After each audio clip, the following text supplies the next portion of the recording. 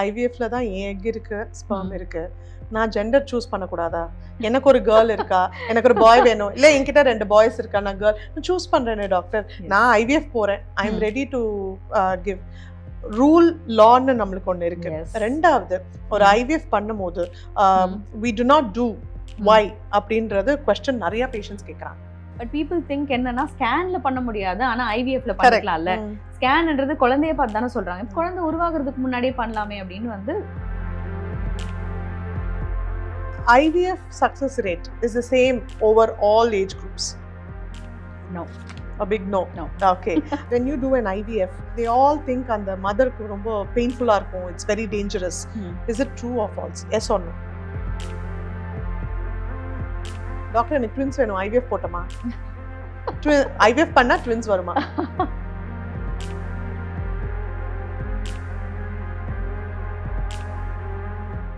Hi everyone, welcome to another episode of D2D series, and today we have Dr. Archana. Welcome Archana, a renowned fertility specialist in Chennai. She is placed at Anna Nagar, Dr. Archana IVF la. Thank you so much. ரொம்ப நாள் ஆச்சு ஆக்சுவலா பார்த்து. Last time நம்ம IVF tour பண்ணோம் and ரொம்பவே இன்ஃபர்மேட்டிவா இருக்கு. நிறைய பேஷண்ட்ஸ் ஆக்சுவலி உங்ககிட்டயும் நிறைய பேர் வந்திருக்காங்க, என்கிட்டயும் வந்து சொல்லியிருக்காங்க.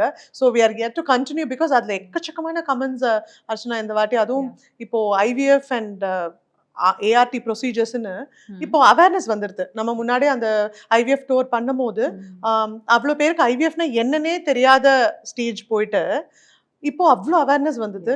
எப்படி இருக்கீங்க? how's the new center going? I'm good, and the new center is also functioning very well. It's a complete advanced fertility center, and talking about on the number panna video, I've also read நிறைய comments, more than 200 comments நினைக்கிறேன். The viewership is also very high for that video because after அந்த comments படிக்கும்போது தான் வந்து எவ்வளோ knowledge நம்ம impart பண்ணியிருக்கோம், எல்லாருக்கும் புரியுற மாதிரி சொல்லியிருக்கோன்றது I felt really happy about that. I think நிறைய myths கூட நம்ம clarify பண்ணோம். I think அதுக்காகவே தான் நான் திருப்பி உங்களை இப்போ இன்வைட் பண்ணி I think இன்னும் கொஞ்சம் clear பண்ணலாம். ஏன்னா awareness நிறைய முக்கியம் அப்படின்னு. I'm sure it's a very challenging field. அதுவும் infertility, அதுவும் ஓஜி 2 பேரும் படிச்சுட்டு நான் ஒரு சைட் ஃபீல்ட் ஃபீட்டல் மெடிசன்ல இருக்கேன், நீங்க infertility இருக்கீங்கன்னா it's not an easy thing. இப்போ any field in medicine is not becoming easy. Cases are challenging now, and over the past இப்போ நம்ம infertility ஒரு இன்சிடென்ட்ஸ் நம்ம படிக்கும்போதெல்லாம் படிச்சிருப்போம், ஒரு 10 to 15% நம்ம புக்ஸ்ல படிக்கிறது. ஆனா இந்த ஒரு டிகேடா do you feel உங்க பர்சனல் எக்ஸ்பீரியன்ஸ் வச்சு நான் கேட்குறேன், ஃபர்டிலிட்டி ரேட்ஸ் வந்து நம்மளுக்கு நிறைய பேஷண்ட்ஸ் இப்போ ஏன்னா நிறைய பேஷண்ட்ஸ் இப்போ டாக்டர் எல்லா இடத்துலையும் சென்டர்ஸ் இருக்கு டாக்டர், அவ்வளோ சடனாக ஐவிஎஃப் சென்டர்ஸ் இவ்வளோ 10 வருஷத்துல இன்க்ரீஸ் ஆயிடுது, இன்சிடென்ட்ஸ் என்ன மாறிடுது Archana? Definitely I would say ஒரு பீரியட் ஆஃப் ஒரு 10 இயர்ஸில் வந்து இன்சிடென்ட்ஸ் கண்டிப்பாகவே சேஞ்ச் ஆகிருக்கு. ஏன்னா டிசீஸுடைய ட்ரான்சிஷனும் பார்த்தீங்கன்னா அவ்வளோ அதிகமாக இருக்குது இல்லையா? இப்போ பிசிஓஎஸ்ன்னு எடுத்துக்கிட்டிங்கன்னா நம்மலாம் படிக்கும்போது பிசிஓஎஸ் வந்து என்ன ஒரு பேஜ் மட்டும்தான் இருக்கும் நம்மளுடைய டெக்ஸ்ட் புக்கில். இப்போ we have a whole set of journals, studies, இதுக்குன்னே டெடிக்கேட்டடாக புக்ஸ் இருக்குது. Not only PCOS, coming to endometriosis, adenomyosis, இந்த டிசீசஸ் உடைய இன்சிடென்ட்ஸ் வந்து அதிகமாயிடுச்சு. இந்த டிசீஸ் உடைய இன்சிடென்ட்ஸ் அதிகமாகும்போது naturally this will definitely cause subfertility and infertility. So the infertility உடைய இன்சிடென்ட்ஸுமே slightly it has risen. And the other thing is awareness also has come up, and நிறைய celebrities-லாம் IVF பண்ணிட்டு we have done IVF and it's not so dangerous, it's not something to be, it's not a taboo ன்னு சொல்லி நிறைய சொல்றதுனால people are also becoming aware. இது நார்மலான ஒரு treatment தான், இது we can take that அப்படின்றது வந்து ஒரு மைண்ட் செட் பீப்புளுக்குமே வந்ததுனால awareness as well as the incidence of the other diseases which cause fertility has definitely increased. That is in turn increasing the infertility incidence also. ஆமா, ஏன்னா முன்னாடி காலத்துலலாம் பிரெக்னன்சிக்கு ஸ்கேனுக்கு ட்வின்ஸா வந்தாங்கன்னா ஈடின்னு போடாதீங்க, ஐவிஎஃப்னு போடாதீங்கன்னு பேஷண்ட்ஸ் ரிக்வெஸ்ட் பண்ணுவாங்க. ஏன்னா எங்க வீட்ல தெரியாதுன்னு சொல்லி ரிக்வெஸ்ட் பண்ணுவாங்க. பட் இப்போ ஐ எம் ஷுர் இப்போ நிறைய அவேர்னஸ் வச்சு this is my pregnancy, this is my baby. So அந்த அளவுக்கு டேபு இல்லை, இன்னும் கொஞ்சம் இடத்துல இருக்கு, but at least to a larger extend அது வந்து சேஞ்ச். ஸோ இப்போ நம்ம ஐவிஎஃப் பற்றி பேசும்போது த ஃபர்ஸ்ட் திங் ஒரு கப்பலுக்கு நான் இல்லை நம்ம ஐவிஎஃப் தான் போக வேண்டியிருக்கும் நானே ரெஃபர் பண்ணுறேன் நான் சொல்றேன்னு வச்சுக்கோங்களேன், ஃபர்ஸ்ட் திங் அவன் மனசில் வருது வந்து வேண்டாம் டாக்டர் ஐவிஎஃப்னா காஸ்ட், யா ஏன்னா அது it's very difficult even as a working professional 2 பேர் ஒர்க் பண்ணா கூட whatever said and done cost is there above ஒரு 2.5 லேக்ஸ்க்கு அது கம்மியா நம்மளுக்கு and for the reasons well known. ஏன்னா இட்ஸ் நாட் தட் ஐவிஎஃப் ஏன் காஸ்ட் ஆகுதுன்னு முன்னாடியே அந்த வீடியோலயும் பேசியிருப்போம். காஸ்ட் ஆஃப் மெடிசின்ஸ் இருக்கு, எம்பிரியாலஜிஸ்ட் யூஸ் பண்ணோம். ஸோ நிறைய காரணங்கள் இருக்கு, அந்த காஸ்ட் இருக்கு. நிறைய பேஷண்ட்ஸ் என்ன நினைக்கிறாங்கன்னா, சரி இவ்வளோ நான் போட்டுட்டேன் அப்படின்னா எனக்கு சக்ஸஸ் ரேட் வந்துடும், எனக்கு 100% வந்துடும், நான் ஐவிஎஃப் பண்ணா 100% சக்ஸஸ் ரேட் வந்துடும் அப்படின்னு நினைக்கிறாங்க. ஸோ இப்போ உங்களோட ப்ராக்டிஸ்லயும் சரி ஜென்யூனாவே ஒரு ஒரு சென்டருக்கு சென்டர் சக்ஸஸ் ரேட் மாறுமா? என்னெல்லாம் ஃபேக்டர்ஸ் இவ்வளோ நம்ம காஸ்ட் பண்ணா கூட என்ன ஃபேக்டர்ஸ் ஆகுது சக்ஸஸ் ரேட்டை டிட்டர்மின் பண்ணுறதுக்கு ஒரு IVF cycle? See, center to center, definitely there is a large difference in success rates. Not only center to center, நம்ம என்ன மாதிரியான சைக்கிள் பண்றாங்கன்னு பார்க்கணும். இப்போ ஒரு சென்டர் போனீங்கன்னா நிறைய செல்ஃப் சைக்கிள்ஸ் பண்ணுவாங்க, ஒரு சென்டர் போனீங்கன்னா நிறைய டோனர் சைக்கிள்ஸ் பண்ணுவாங்க. செல்ஃப் சைக்கிள்ஸ் பண்ணும்போது the success rate is change. அவங்களோட எக், அவங்களுடைய ஸ்பெர்ம் அந்த மாதிரி வரும்போது predominantly egg. Because AMH கம்மியாக இருக்கும்போது, ஏஜ் அதிகமாகும்போது the success rates are lesser. So இது மாதிரி நம்ம செல்ஃப் சைக்கிள்ஸ்னும் போது the success rate will differ from center to center. அதே மாதிரி டோனர் அப்படின்னும் போது ஓரளவுக்கு எல்லா சென்டர்லையும் பார்த்தீங்கன்னா சக்ஸஸ் ரேட்ஸ் வந்து ஒரே மாதிரியான சக்ஸஸ் ரேட்ஸ் தான் இருக்கும். Not only that, cycle is one thing what we have to see when it comes to success rate. ஒரு சென்டர்ல இவ்வளோ சக்ஸஸ் ரேட்னு சொல்கிறாங்கன்னா என்ன மாதிரியான சைக்கிள்ஸ், எந்த சைக்கிளில் அந்த சக்ஸஸ் ரேட் வந்து ஸ்பெசிஃபை பண்ணுறாங்க அப்படின்னு we have to see that first. Not only that, the expertise matters, no? And ஏன்னா நம்ம இப்போ ஐவிஎஃப் பண்ணிட்டு ஒரு எக்கு வெளியே எடுத்துட்டு ஸ்பெர்ம் இன்ஜெக்ட் பண்ணி இக்ஸி பண்ணி கரு உருவாக்கி கருவை கர்ப்பப்பையில வச்சுட்டா மட்டுமே வந்து the patient is not going to be successful. There are additional factors we have to probe in. அதாவது நம்ம வந்து ஒரு பேட்சிங் சிஸ்டம் மாதிரி பண்ணாம எல்லாருக்கும் யூனிஃபார்மா ட்ரீட்மெண்ட் பண்ணோம்னா this is not going to end up in a pregnancy. If you want that patient to end up in a pregnancy, definitely அவங்களுக்கு வேற என்னென்ன ப்ராப்ளம்ஸ் இருக்கு, what else can hinder the pregnancy, எதெல்லாம் வந்து ரிசல்ட் வராம போறதுக்கு வந்து ஒரு ப்ராப்ளமா இருக்கோ அந்த ப்ராப்ளம் எல்லாத்தையுமே வந்து சார்ட் அவுட் பண்ணிட்டு பண்ற மாதிரி இருந்தாதான் உங்களுக்கு அந்த சக்ஸஸ் ரேட்ன்றது நம்ம சொல்ற அந்த 99% or 100% கொடுக்க முடியும். It's according to me, we are in a cosmopolitan city, right? So we cannot deny or we cannot say that this particular patient cannot conceive at all, because avlo developments, avlo technology, avlo techniques irukku. The only thing is you have to apply your mind in a correct way, and out of the experience we have to give the correct treatment for the patient. If we do that, definitely we'll be able to achieve a pregnancy for a given patient. So அப்படினா ஒரு 10 பேருக்கு ஒரு பல்கா இதான் treatment னு போடாம Taylor மேடா so இந்த பேஷண்ட்க்கு இது வேணும் அப்படின்றது பண்ணா சக்சஸ் ரேட் டிஃபர் ஆகும். சோ ஒரு பர்టిక్యులர் நம்பர்ன்றது கொடுக்க முடியாது. ஏன்னா நிறைய அட்வர்டைஸ்மென்ட்ஸ்ல 80% சக்சஸ் ரேட், எங்களோட 90%. சோ நீங்க வந்து we will discount it for youன்றது நிறைய. ஏன்னா as much as doctors வந்து awareness create பண்ணறதுக்கு இப்ப எக்கச்சக்கமான இன்ஃப்ளூயன்சர்ஸ் இருக்காங்க. அது எவ்வளவு தூரம் சோஷியல் மீடியா நம்ம குட்னு சொல்றோமோ at the same time it has the other side of the coin, which anyone and everyone who has one cycle of IVF they conceiveனாலும் அது வந்து ஒரு அவங்களுக்கு மெடிக்கல் நாலேஜ் இல்லைனாலும் they post it. ஸோ அதுக்கு ஒரு இன்னும் ஒரு லெஜிட்டிமேட் பாடி இன்னும் கண்ட்ரோல் பண்ணறதுக்கு வரல. ஸோ அப்படி இருக்கும்போது success rate does differ from center to center, and expertise is a very important point that everyone should know. If of all this ஒரு IVF go through பண்ணிட்டு ஏன்னா அந்த ஃபினான்ஷியலாகவும் சரி இமோஷனலாகவும் சரி அந்த கப்பல்ஸ் ஆர் வெரி ட்ரெயின். அவங்களுக்கு என்ன புரியாதுன்னா அவங்களோட சேர்ந்து அந்த ஜேர்னியை நீங்களும் you are also going through the journey, and அவ எவ்வளோ ஹாப்பியா இருப்பாளோ அதே அளவு நீங்களும் ஹாப்பியா இருப்பீங்க. பாசிட்டிவ் வந்தா அதே அளவுக்கு சேடா இருப்பீங்க வந்து ஹெச்சிஜி கம்ஸ் நெகட்டிவ். ஸோ ஒரு ஐவிஎஃப் ஃபெயிலியர் இல்ல ரெக்கரண்டா இம்ப்ளான்ட் ஆகி இல்ல ஃபெயில் ஆகிற ஐவிஎஃப் பிரெக்னன்சிஸ்ல நெக்ஸ்ட் ஸ்டெப் என்னவா இருக்கும்? As you correctly told, even though we don't show it to the patient, வெளிப்படுத்தல அப்படின்னாலுமே கூட ஒரு பீட்டா ஹெச்சிஜி ரிசல்ட் வரும்போது அந்த பர்டிகுலர் பேஷண்ட்டுக்கு அன்னைக்கு அது அவங்களுடைய ரிசல்ட் மட்டும்தான். பட் ஆனால் எங்களுக்குன்னு வரும்போது for me as a person every day is like that the moment you open that PDF and see என்ன வேல்யூ ஒரு வந்திருக்கு எக்ஸாம் ரிசல்ட் வர மாதிரி எக்ஸாம் ரிசல்ட் வர மாதிரி ஒரு ஒரு ஒரு டென்ஷன் இருந்துட்டே I இருக்கும். understand. when you open and you see a positive result, you're very happy about it, and at the same time when you have a negative result, it definitely impacts even the clinician.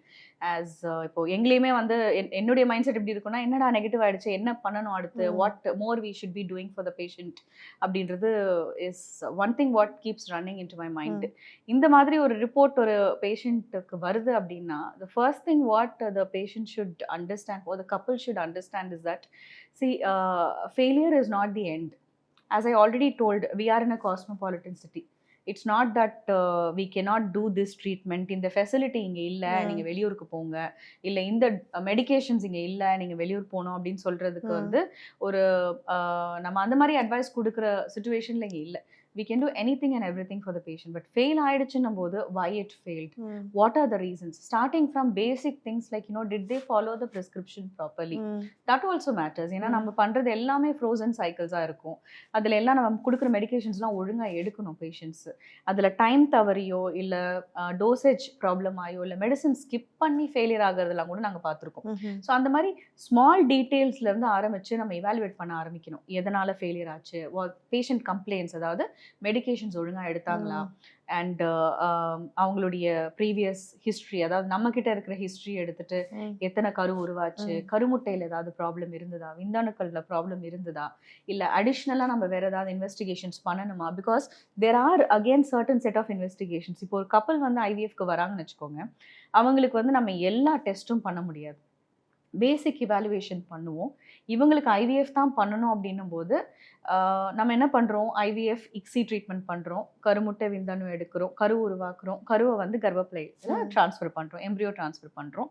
And when we are doing certain things like laser assisted hatching and fully developed blastocyst and number of embryos or 2 embryos அந்த மாதிரி transfer பண்ணும்போது this itself will give you that 90% இதெல்லாம் கொஞ்சம் ரீசன்ட்டா வந்திருக்கு இந்த laser these are all recent things. இந்த ட்ரீட்மெண்ட்லாம் பண்ணும்போதே predominantly 90% of the people will conceive.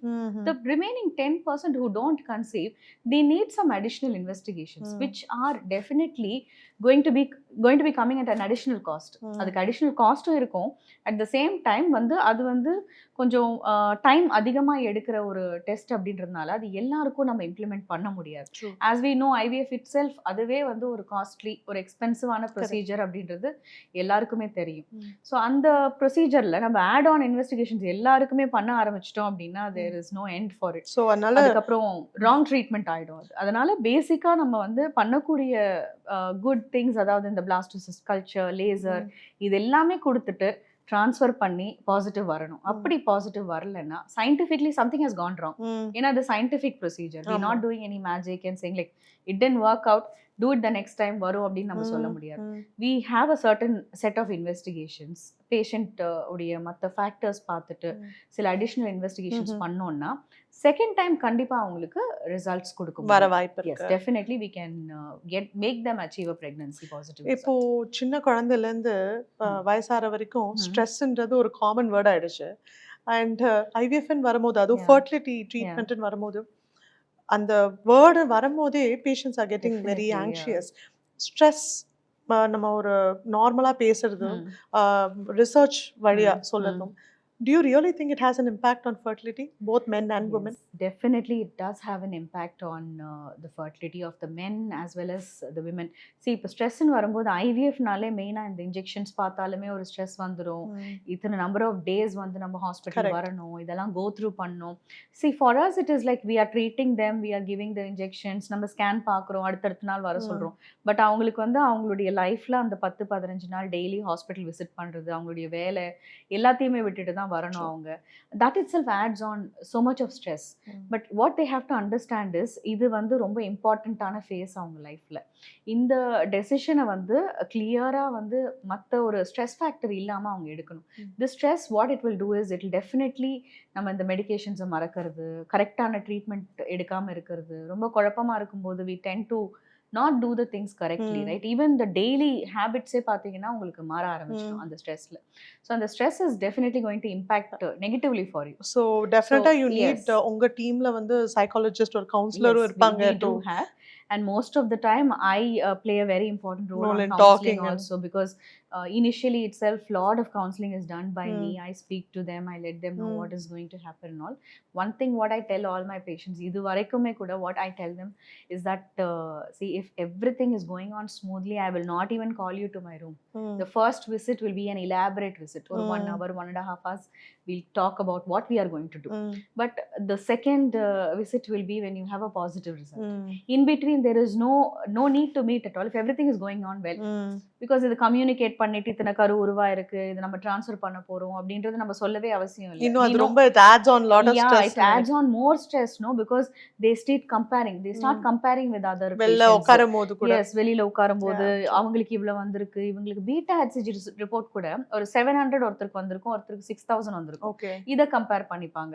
அதெல்லாம் will definitely add on to the stress. True, correct. See, at the end of the day, stress-ஆ இருக்கிறதுனாலயும் நம்ம டென்ஷனா இருக்கிறதுனாலயும் that is not going to help us in any way. in any way, and outcome change ஆக போறது கிடையாது. அதாவது if it has to become positive, அத வந்து நம்ம ரொம்ப ஸ்ட்ரெஸ் ஆக்கிக்க கூடாது. That is definitely not going to yield a good environment for the baby.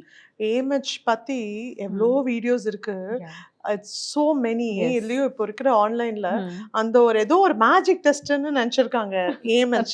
ஏன்னா நிறைய பேஷண்ட்ஸ் என்கிட்ட வந்து they compare அவங்க ரிப்போர்ட்ஸ், நீங்க சொன்ன மாதிரி மத்தவங்கள விட்டுருங்க, 6 months முன்னாடி AMH 1.4 இருக்கு, இப்போ நான் வேற லேப்ல எடுக்கிறேன் AMH 1.6 இருக்கு, அப்படின்னா இன்க்ரீஸ் பண்ண முடியுமா?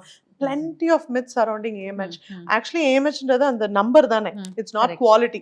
ஸோ அப்படியே என்ன நினைக்கிறாங்கன்னா, சரி AMH எனக்கு வந்து 1 தான் இருக்கு, so I can't conceive naturally, less than 1 இருந்ததுன்னா கன்செப்ஷன் நேச்சுரலாவே நடக்காது.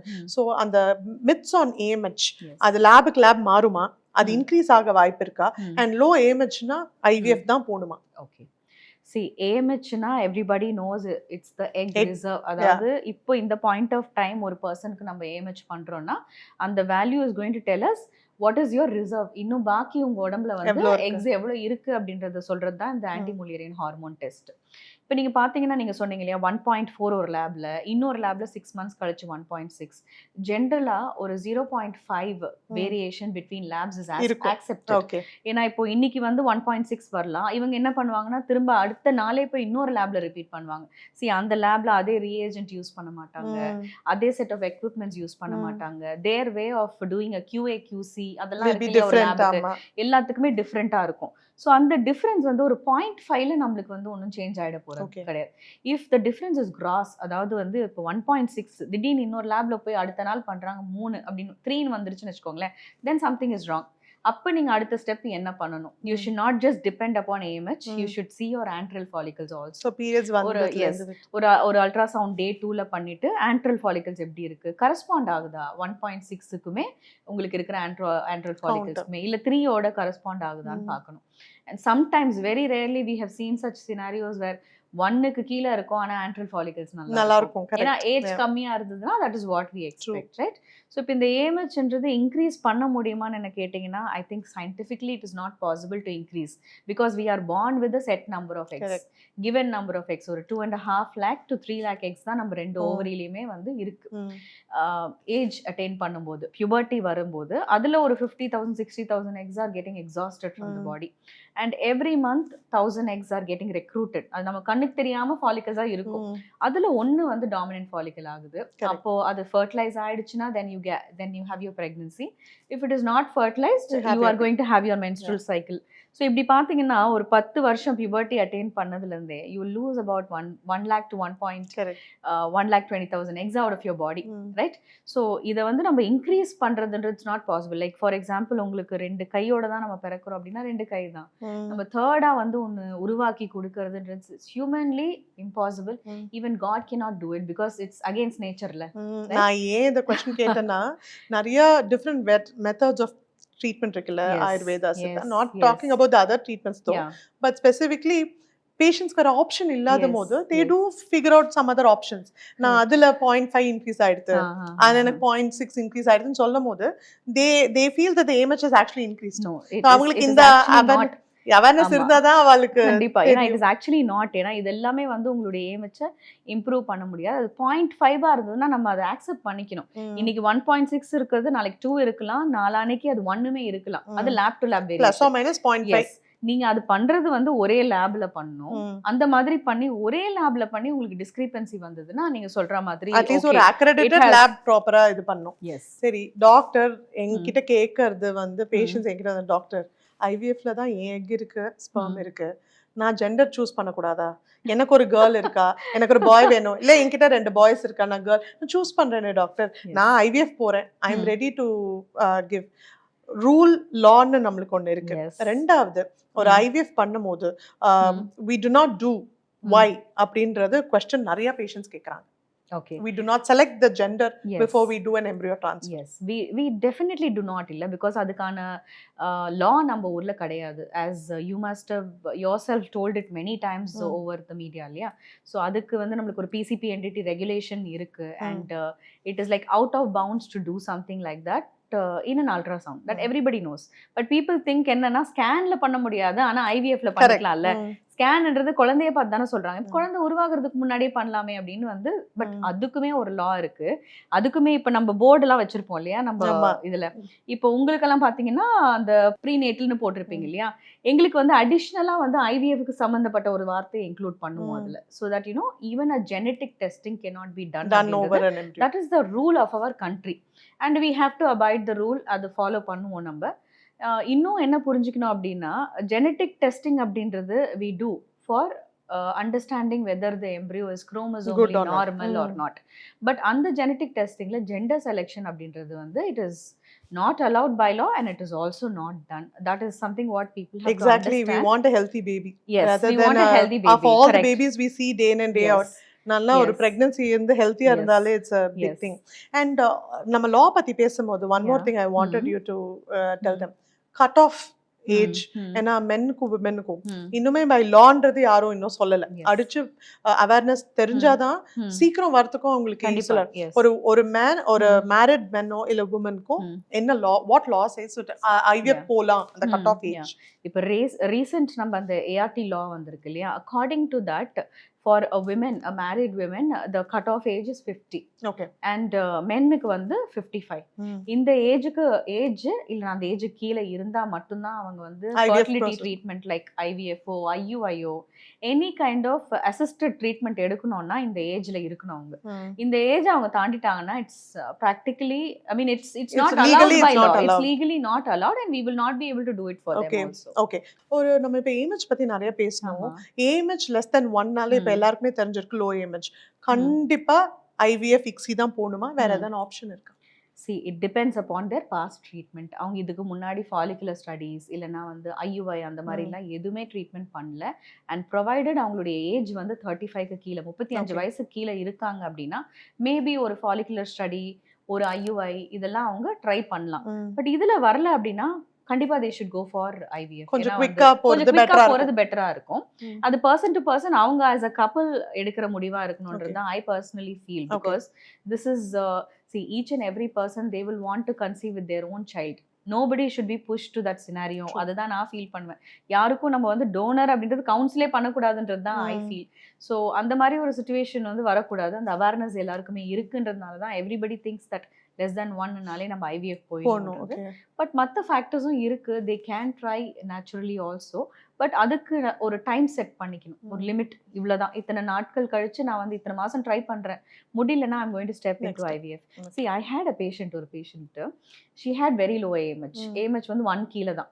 அவங்க வந்து very skeptical about taking IVF treatment. அதுக்கப்புறமா IVF தான் பண்ணாங்க. எம்ப்ரியோ டிரான்ஸ்ஃபர் பண்றதுக்கு முன்னாடி we usually give a OCP pill கொடுப்போம்.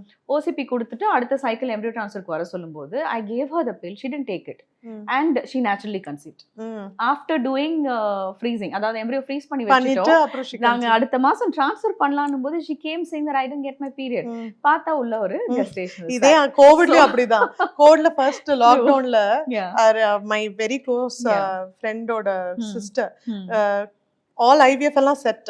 ஏப்ரல்ல ட்ரான்ஸ்ஃபர் பண்ணோம், மார்ச் ஏப்ரல்ல இருந்து லாக்டவுன் வந்தாச்சு. ஒரு ஜூன்ல she is coming for NT scan. அவங்களுக்கே தெரியல, she didn't expect that she was pregnant. So miracles do happen. Miracles do happen, and it, you know, these kind of surprises keep happening and this is it's what we nice wait actually for. Exactly. So அதே அந்த embryo transfer still அவங்களுடைய embryos இன்னும் இருக்கு. அவங்க பாப்பாக்கு இப்போ 1 year ஆயிடுச்சு. So I'm sure So, that yeah. she'll be really happy to meet Yes, you with the baby yes, whenever she yes, comes. yeah. Embryo transfer பண்ணதுக்கு அப்புறம் நிறைய மித்ஸ் இருக்கு. Yeah. எழுந்து போக கூடாது, ம். டிராவல் பண்ண கூடாது, ம். பைக்ல போக கூடாது.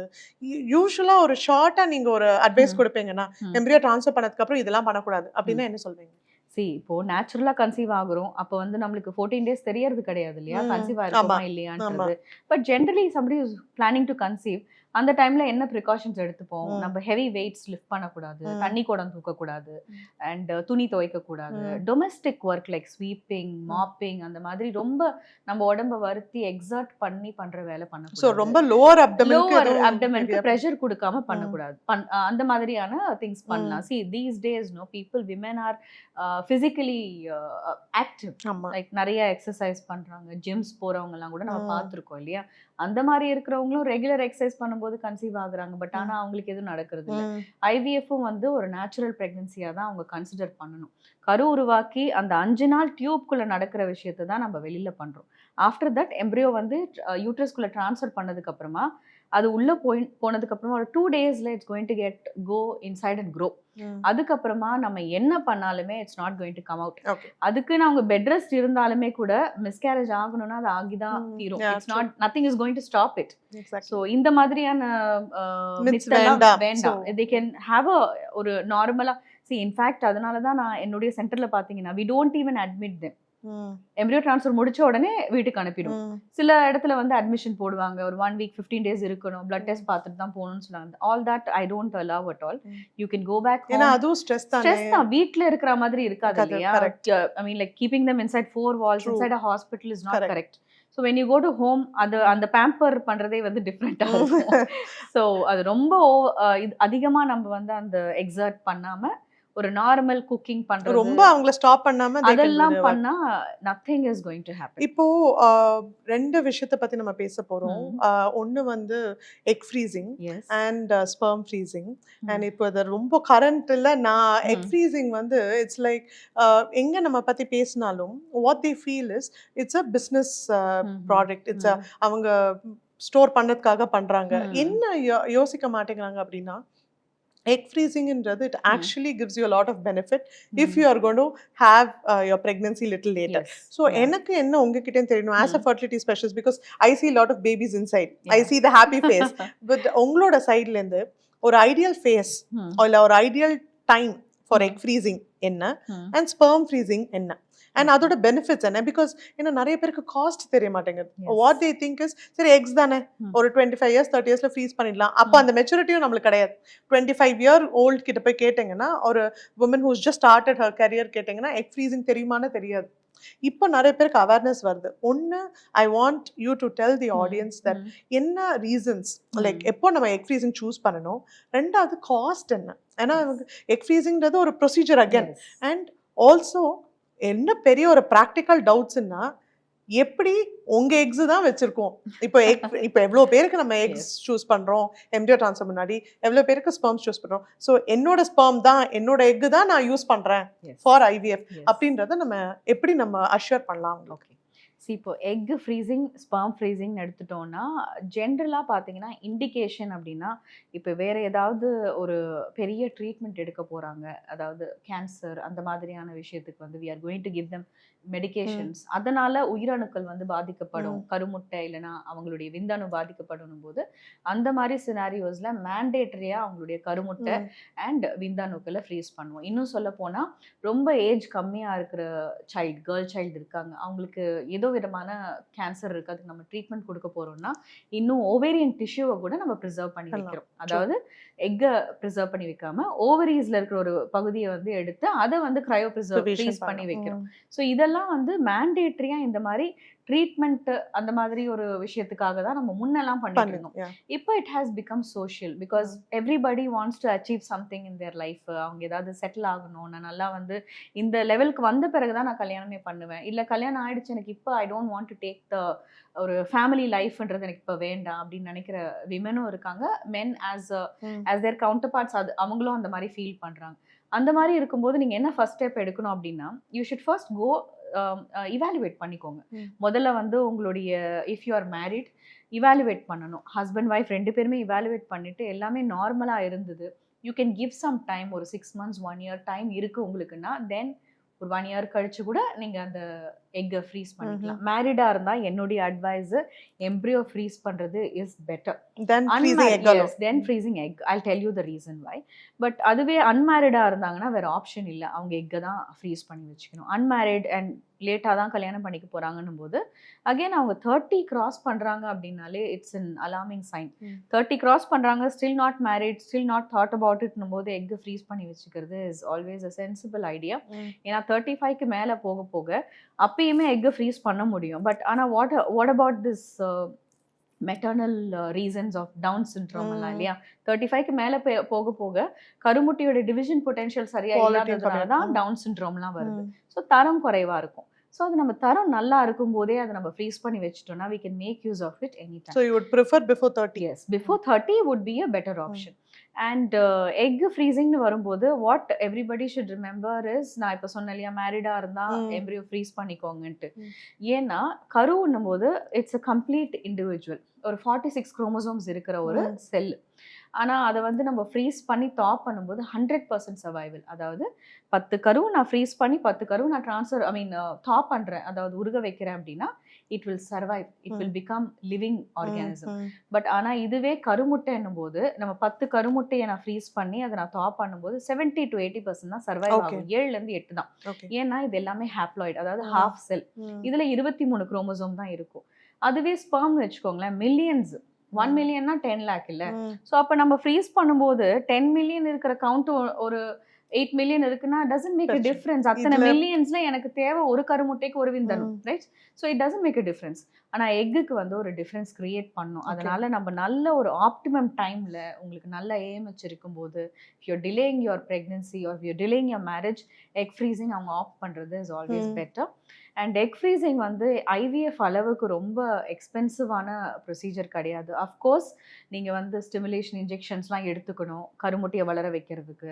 அது எப்படியுமே உங்களுக்கு வந்து அந்த இன்ஜெக்ஷன்ஸ்க்கான காஸ்ட்லாம் வரும். கருமுட்டியை வெளியே எடுத்து நம்ம ஃப்ரீஸ் பண்ணுறதுக்கு ஒரு ஃபியூ thousands of rupees தேவைப்படும். அது இயர்லி ஃப்ரீசிங் மாதிரி வந்துடும். They can freeze it for any number of years. So அவங்க depending on the number of years they freeze, they'll have to pay a yearly amount. Freeze pay பண்ணுவாங்க. Coming to the authenticity, எப்படி நம்ம இதை வந்து witness பண்ணுறோன்றது. C ஜென்ரலாக எல்லா IVF சென்டர்லையும் பார்த்தீங்கன்னா 2 people will witness. 2-step verification மாதிரி இந்த மெயிலெல்லாம் வரா மாதிரி 2 people will witness. One person does the job, the other person will witness whether they are doing the correct job. Correct பர்சனுக்கு லேபிள் பண்ணி வச்சிருக்கோமா, அந்த லேபிள் அதெல்லாம் வந்து செக் பண்ணுவாங்க. Previous day we will be ready with all the dishes, will label everything.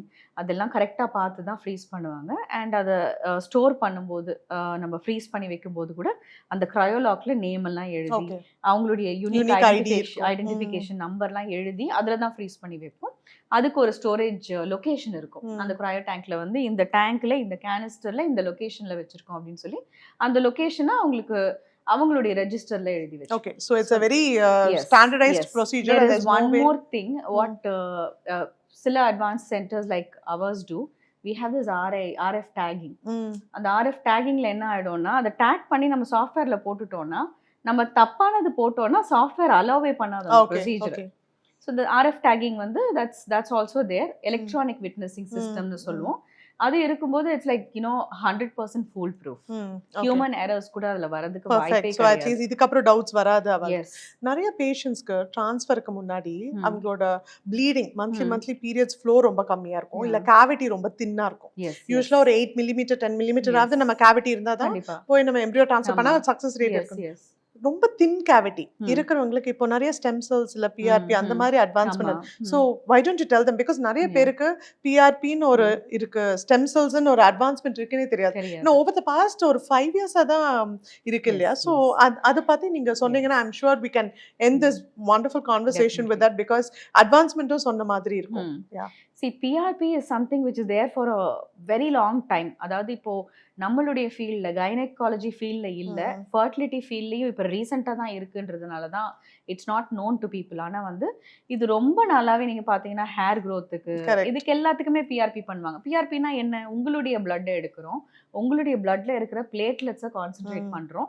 Platelet rich plasma தான் அதுக்கு அர்த்தமே, பிஆர்பியோட எக்ஸ்பான்ஷனே. பிளேட்லெட்லாம் என்ன? Platelet is something, it's your blood cell. It is going to improve the growth factors, ஒரு ஆஞ்சியோஜெனிசிஸ், அதாவது blood vessels growth-ஐ வந்து increase பண்றதுக்காக தான் இந்த பிஆர்பின்றது கொடுக்குறோம். ஹேருக்கு கொடுக்கும்போது அங்க பிளட் வெசல்ஸ் அதிகமா வந்துச்சுன்னா ஹேர் growth நிறைய இருக்கும்.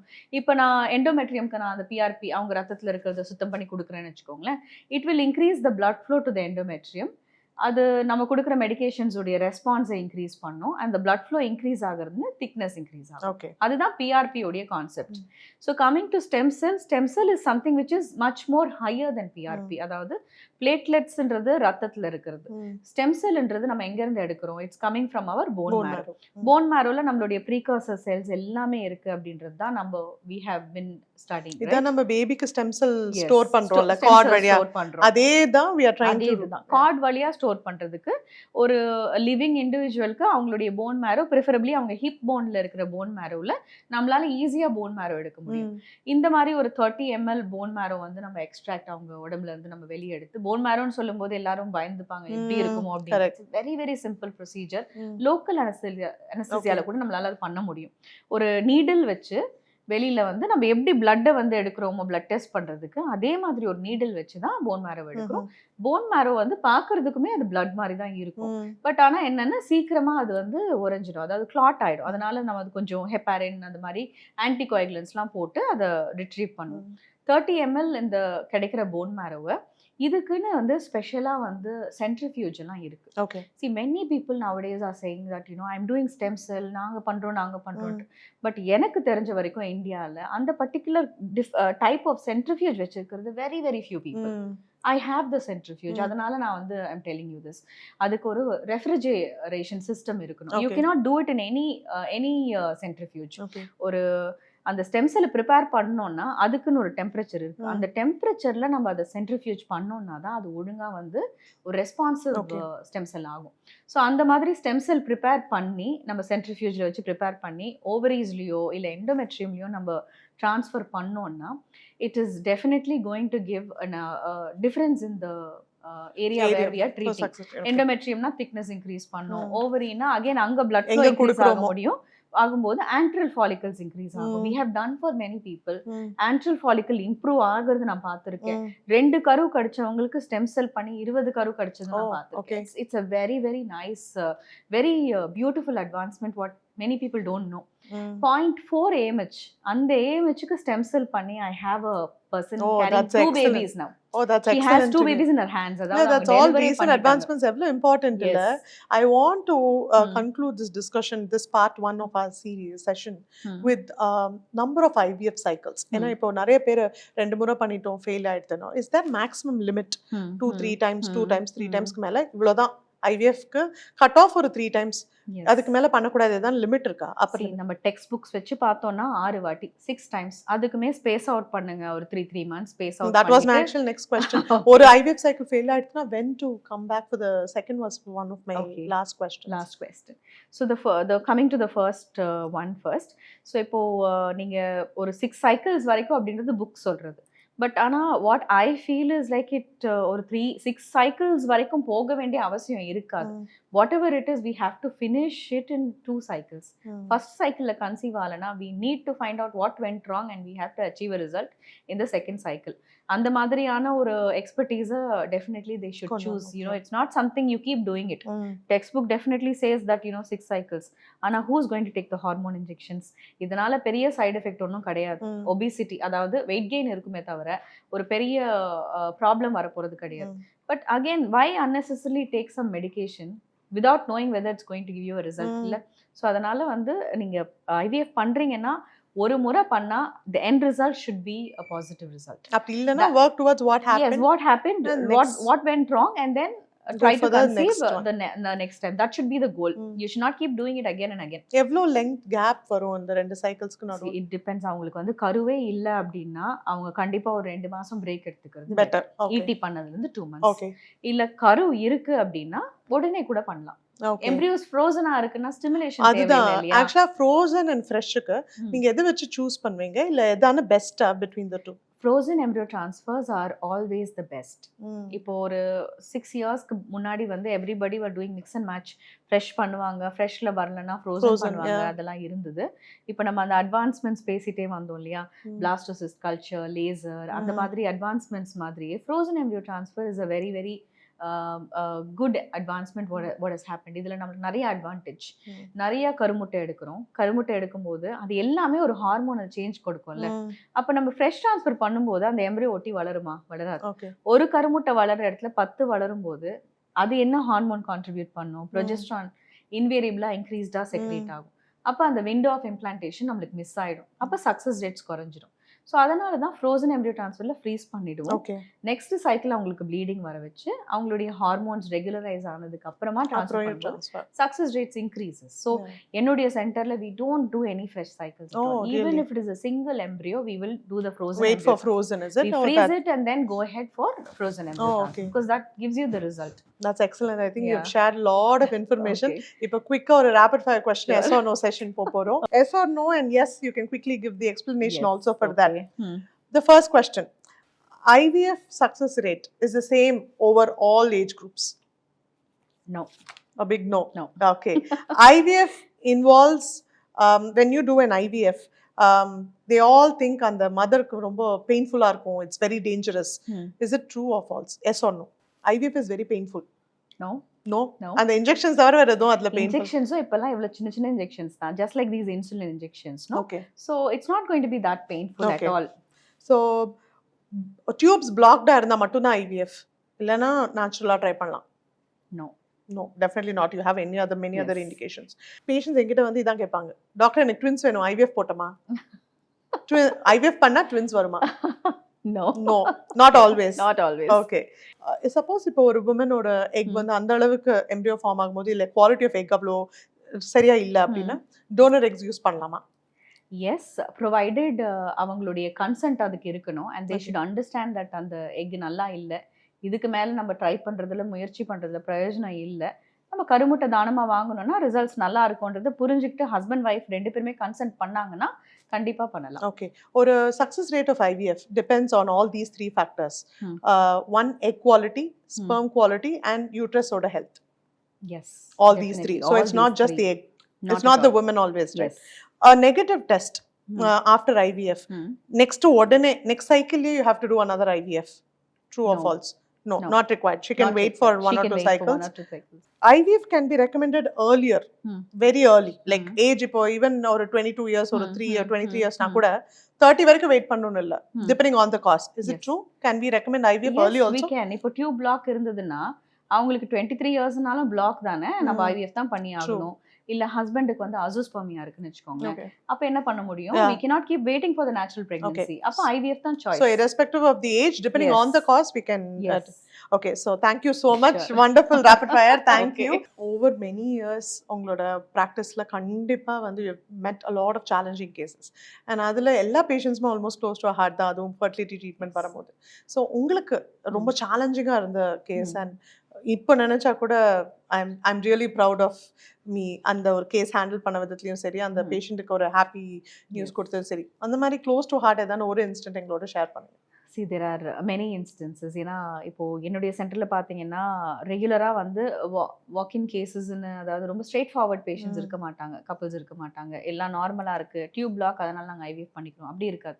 It will be like they will have some kind of problem, அதனால தான் அவங்க வந்து ஐவிஎஃப் வராங்க, இல்லை வேற சென்டர்ல ஃபெயில் ஆயிருப்பாங்க, ப்ரீவியஸ் ஃபெயிலியர்ஸ் இருக்கிற பேஷண்ட்ஸ் தான் என்ன அப்ரோச் பண்ணுவாங்களே ட்ரீட்மெண்ட்டுக்கு. ஸோ அந்த மாதிரி இருக்கும்போது every patient is unique, and every story is like a story which is stored in my heart forever, which is not going to I'm not going to forget it any time. ஆனால் வந்து அதில் பார்த்தீங்கன்னா challenging and I have achieved something அப்படின்னு நான் feel பண்ணுறது is definitely thin endometrium. இந்த thin எண்டோமெட்ரியமில் one particular patient அவங்களுக்கு வந்து வெளியில மத்த சென்டர்ல வந்து ஐவிஎஃப் பண்ணிட்டு ஃபெயில் ஆயிட்டு நெறைய இந்த ட்ரீட்மெண்ட்லாம் ட்ரீட்மெண்ட்ஸ்லாம் பண்ணியும் ஃபெயில் ஆயிடுச்சு. தென் தேவ் டோல்ட் ஹர் ஃபைனலி நீங்க வாடகை தாய் தான் போணும். சரகசில தான் நீங்க வந்து குழந்தை பெத்துக்கணுன்ட்டு. அவங்க ரொம்ப கிராமத்து ஆளு. ஸோ அதனால அவங்களுக்கு கிராமத்துல இதெல்லாம் இன்னும் ஆக்செப்டே பண்ணல. Correct. ஐவிஎஃப்னாலே ஒரு டேபுவா பார்ப்பாங்க. ஸோ சரகசின்னும்போது it is like out of question அவங்களுக்கு அது. ஸோ அதனால they came approached me. I tried many treatments, pre treatments எல்லாமே பண்ணோம். ஆனா 4.5க்கு மேல அவங்களுடைய எண்டோமெட்ரியம் இம்ப்ரூவ் ஆகவே இல்ல. ஒரு சில அடிஷனல் இன்வெஸ்டிகேஷன்ஸ் அண்ட் இப்ப நம்ம பேசணும் இல்லையா பிஆர்பி, இதெல்லாம் பண்ணிட்டு I did the embryo transfer. அதுல வந்து ஷீ கன்சீவ்ட் ட்வின்ஸ்.